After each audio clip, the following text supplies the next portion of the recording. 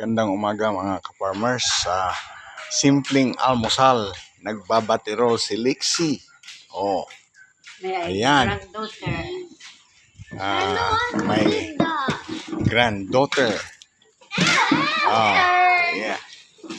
Oh, you make just like that. Okay.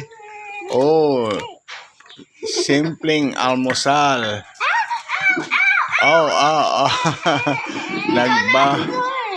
Nagbabaterol si Clyde ng chocolate. Ay. Let's add some eggs. No. No.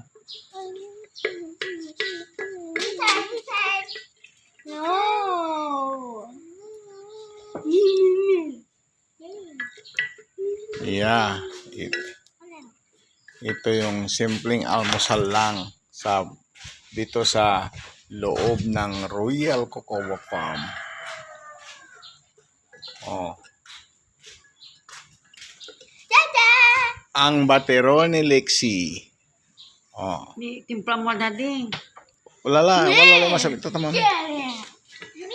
And also Clyde. Lexi is happy because of batero no you know.